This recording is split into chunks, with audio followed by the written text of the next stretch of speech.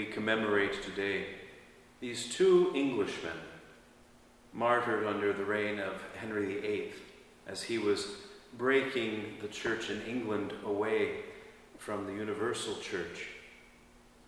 They stood up for the rights of the church, for the truth of the gospel, in spite of the political nuances and, yes, to be fair, significant difficulties in which England found itself at the time. And for this, they forfeited their lives, at least their earthly lives, their worldly lives. We know that they kept it safe for eternal life.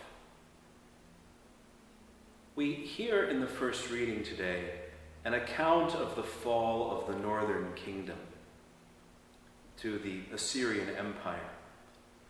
And as we consider that situation, perhaps against the backdrop of these two martyrs, we do well to consider, what is it that really keeps us alive in the end?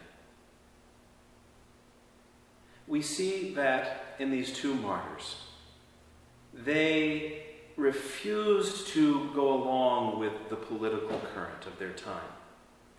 They were zealous for the gospel, zealous for the rights of the church, zealous for the true worship of God. And it cost them their lives. It's almost the opposite with the northern kingdom. We hear the scriptures relate that God allows them to fall to the Assyrians. He allows this foreign power to come in and completely dominate them, remove them from their land, because they had not worshipped him rightly, and because they had gone over to the worship of other false gods. Well, you might say, well, it's a catch-22. Maybe it has nothing to do with anything. Who or what I worship, what I do with my time, my resources. If I'm faithful to God, I could die a martyr. If I'm not faithful to God, I die in exile, or I lose all of these things. But this is not the right way to look at things. When we look at the martyrs, we see very much the echoes, as we spoke about on Saturday, the echoes of purity of heart, that singular love for God. That is what allows the power of God to course through us and into the world. Consider what Eusebius said in the very earliest days of the church. The blood of the martyrs is the seed of the church. Before the days when Christianity was accepted, we were killed in the thousands, slaughtered like animals.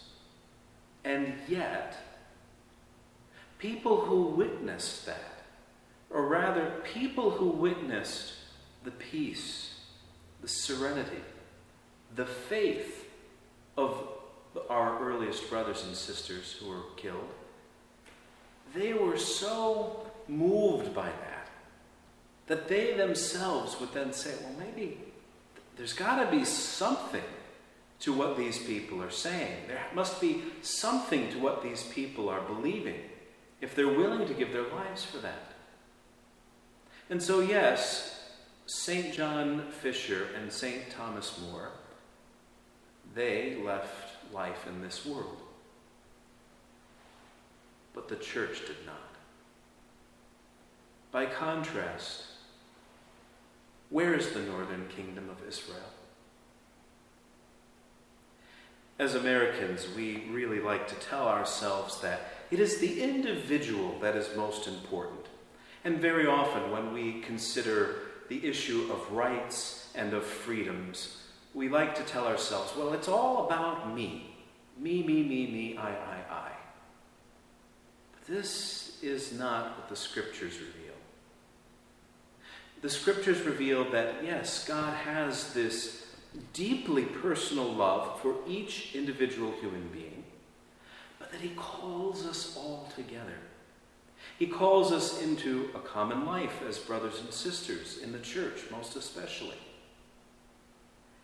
And what we see is that when we give ourselves over to that, there is a life that comes from the giving up of life that cannot be dominated, that cannot be exterminated, though Lord knows many have tried, and that endures over the ages through the ups and downs of the course of human history.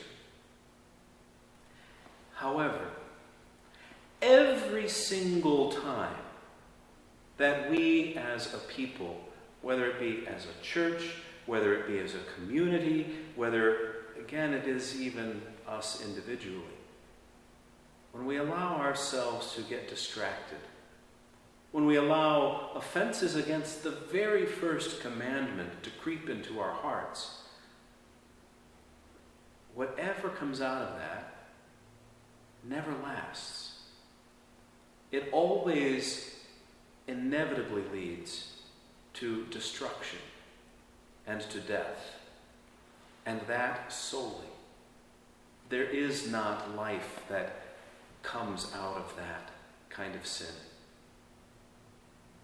The church today faces challenges throughout the world.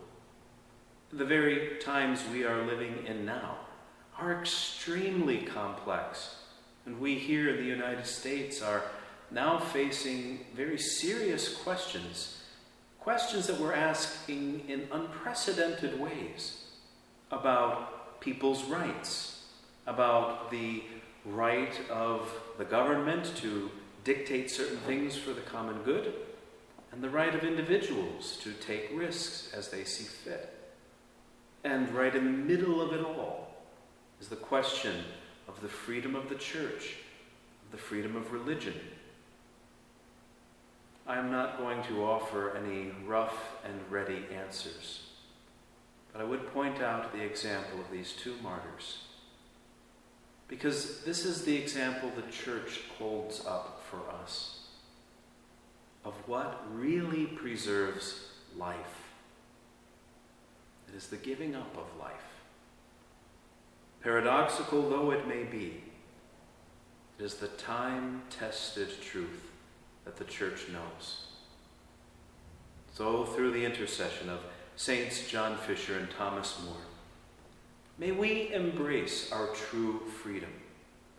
May we be zealous for the freedom of the church and the true worship of the true God. May we have the courage to let go of our lives so that the life of the Spirit may flow into this world ever more abundantly.